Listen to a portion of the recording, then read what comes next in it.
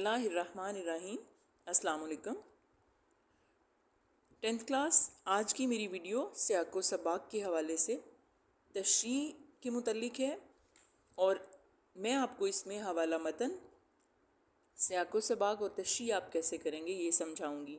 تو یہ آپ کے سامنے آپ کی بک کا سبق نمبر 3 مرزا محمد سعید کا پہلا پیج کھلا ہوا ہے۔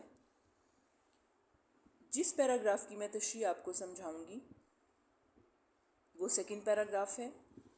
تو آئیے سب سے پہلے میں آپ کو بتاؤں کہ حوالہ متن کیا ہوتا ہے۔ یہ آپ کے لیے امتحان میں بہت اہم سوال ہوتا ہے، اور مجھے پتہ ہے بہت سارے اسٹوڈنٹس کو اس بات کا بالکل بھی علم نہیں کہ حوالہ متن کیسے بتانا ہے، سیاق و سباق کیا ہے۔ تو حوالہ متن جو ہے، متن کے معنی ہے اصل عبارت، اور حوالہ متن سے مراد یہ ہے کہ دی ہوئی عبارت کس مضمون سے لی گئی، یعنی کس سبق سے لی گئی ہے، اس سبق کا مصنف کون ہے۔ تو حوالہ متن کیا ہے؟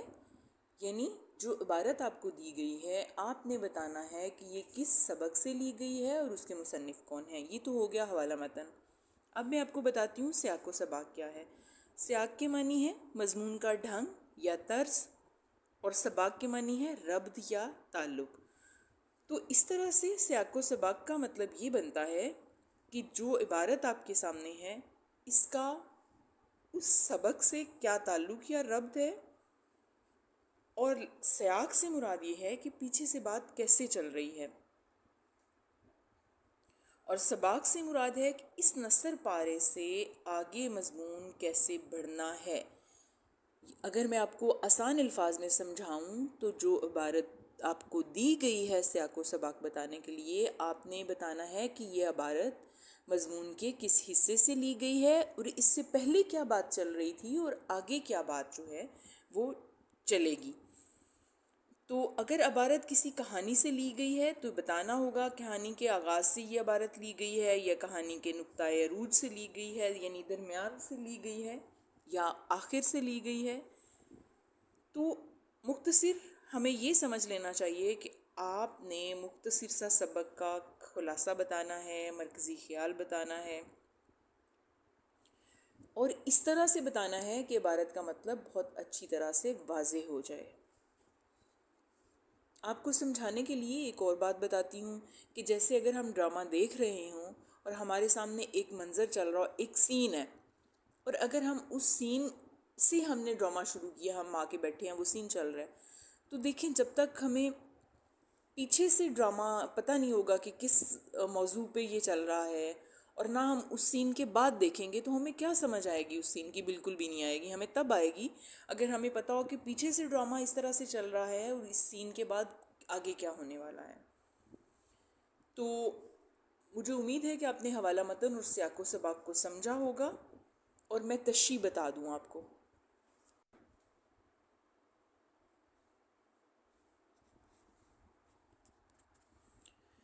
جی، تشریح اس طرح سے ہوتی ہے۔ تشریح کا مطلب آپ کو، مجھے امید ہے کہ آپ کو تشریح کا تو کچھ اندازہ ہوگا، یعنی ہم نے آسان الفاظ میں اس عبارت کو بیان کرنا ہوتا ہے، اور خوب اس کی تشریح اور وضاحت کرنی ہوتی ہے۔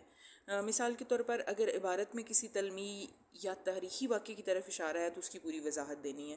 مثلاً اگر کوہ طور کا ذکر ہے تو ہمیں بتانا ہوگا کہ وہ پہاڑ ہے جہاں حضرت موسیٰ علیہ السلام اللہ سے بات کرنے کے لیے جاتے تھے۔ اسی طرح اگر ید بیضہ کا ذکر ہے تو ہمیں بتانا ہوگا کہ حضرت موسیٰ علیہ السلام کا یہ معجزہ ہے، وہ اپنے ہاتھ کو جو ہے وہ بغل میں دبا کر نکالتے تھے تو وہ سورج کی طرح چمکنے لگتا تھا۔ تو مطلب یہ ہے کہ پہلے جو بات مختصراً بیان ہوئی ہے اس کو ہم نے اچھی طرح سے وضاحت کے ساتھ بیان کرنا ہے۔ تو آئیے چلتے ہیں اب اس پیراگراف کی طرف جس کا میں سیاق و سباق اور تشریح آپ کو سمجھاؤں گی۔ تو پہلے، کیونکہ آپ کی اردو بہت مشکل ہے، آپ اگر اس کو صحیح تلفظ کے ساتھ پڑھیں گے تو پھر یہی آپ کو سمجھ آئے گی۔ میں پیراگراف پڑھتی ہوں۔ عالم کی موت عالم کی موت ہوتی ہے۔ ابھی ہم کو اس کا اندازہ نہیں ہو سکتا کہ مرزا صاحب کے رخصت ہو جانے سے ہمارا کتنا بڑا نقصان ہو گیا ہے۔ اب ان کی عدم موجودگی رہ رہ کر ہمیں ان کی یاد دلائے گی، اور وقت کے ساتھ ان کی جدائی کا گھاؤ بڑھتا چلا جائے گا۔ مرزا صاحب بہت ہی خاموش کام کرنے والوں میں سے تھے۔ यानी इतने खामोश कि खुद उनके ज़माने के अक्सर लोग भी उनके इल्मी और अदबी कारनामों से वाकिफ़ नहीं हुए। दरअसल खुद मिर्ज़ा साहब शोहरत से घबराते थे और पब्लिक प्लेटफॉर्म पर आना पसंद नहीं करते थे। काम करते थे सताइश की तमन्ना और सिले की परवाह से बेनियाज होकर। काम करते थे अपनी तस्कीन के लिए, काम करते थे इसलिए कि इन्हें काम करना होता था। फरमाइशी काम उन्होंने सारी उम्र नहीं किए। तो आइए चलते हैं हवाला मतन, सियाक़ो सबाक़ और तशरीह की तरफ। ये देखिए आपके सामने मैंने आपको इस तरह से लिख के जो है वो बताया है कि आप इस पैराग्राफ को, अगर वो आपके पेपर में आ जाता है तो आपने इस तरह से इसकी हवाला मतन के साथ सियाक़ो सबाक़ और तशरीह करनी है। सबसे पहले इबारत जो आपको दी गई है, आपने हवाला मतन की हेडिंग देनी है। मुसन्निफ़ का नाम आप लिखेंगे शाहिद अहमद दहलवी, फिर सबक का नाम होगा मिर्ज़ा मोहम्मद सईद, और नीचे आपने सियाक़ो सबाक़ बताना है। जैसा कि आपको पता है ये दूसरा पैराग्राफ है, तो ये सबक का इब्तदाई हिस्सा बनता है। तो आप बताएंगे ये सबक मिर्ज़ा मोहम्मद सईद की, सबसे पहले आपने अभी सियाक़ो सबाक़ बताना है। ये सबक मिर्ज़ा मोहम्मद सईद की ज़िंदगी का खाका है, जिसमें शाहिद अहमद दहलवी ने मिर्ज़ा मोहम्मद सईद की ज़िंदगी के मुख्तलिफ़ पहलुओं के बारे में दिलचस्प अंदाज में तहरीर किया है। मुसन्निफ़ कहता है कि मिर्ज़ा साहब एक बाइल्म, हलीमुत्तबा और वज़ादार इंसान थे। उन्होंने इंतहाई खामोश ज़िंदगी गुजारी और खामोशी से ही दुनिया फ़ानी से रुखसत हो गए। वो नमूदो नुमाइश से दूर भागते थे और बहस व मुबाहिसे को भी नापसंद करते थे। शोहरत के ख्वाहां नहीं थे, रुपए पैसे के ज़िक्र से चिढ़ जाते थे। वो इल्म का समंदर थे और सिर्फ अपनी ज़ाती तस्कीन के लिए लिखते थे। उनके इंतकाल से अदबी दुनिया में एक बहुत बड़ा खला पैदा हो गया। इस तरह से आप सियाक़ो सबाक़ बयान करेंगे। और आगे इस पैराग्राफ की तशरीह है। तशरीह आप इस तरह से शुरू करेंगे। तशरीह तलब इबारत सबक के इब्तदाई हिस्से से ली गई है, जिसमें ये बताया गया है कि जब कोई साहिब इल्म इस दुनिया से चला जाता है तो उसकी मौत से कितना नुकसान होता है। इल्म वाले शख्स की मौत को दुनिया की मौत करार दिया गया है, यानी इस साहिब इल्म के दुनिया से उठ जाने के नतीजे में इस दुनिया के बहुत से इंसान इस शख्स के इल्म से महरूम हो जाते हैं और दुनिया इल्म के इस समंदर से महरूम हो जाती है। मुसन्निफ़ कहता है कि मिर्ज़ा साहब की मौत से हमें जो नुकसान पहुंचा है उसका अंदाज़ा हम फौरी तौर पर नहीं लगा सकते, लेकिन वक्त गुज़रने के साथ साथ हमें एहसास होगा कि हमने कितना कीमती सरमाया खो दिया है।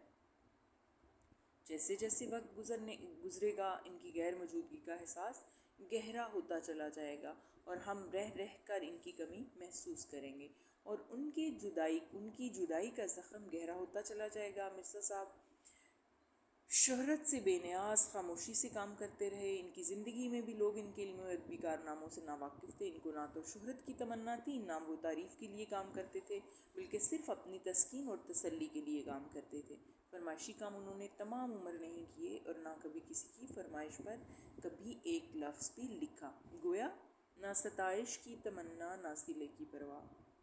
तो ये आपके सामने मैंने इबारत की तशरीह, सियाक़ो सबाक़ और हवाला मतन सब आपको समझा दिया। मुझे उम्मीद है कि आप इसे बहुत अच्छी तरह से समझे होंगे। और अगर आपको मेरी वीडियो पसंद आती है तो मेरे चैनल डिस्कवर एजुकेशन को सब्सक्राइब कीजिएगा, शेयर कीजिएगा, लाइक कीजिएगा। शुक्रिया। अल्लाह हाफिज़। ये थोड़ी ना भी मानना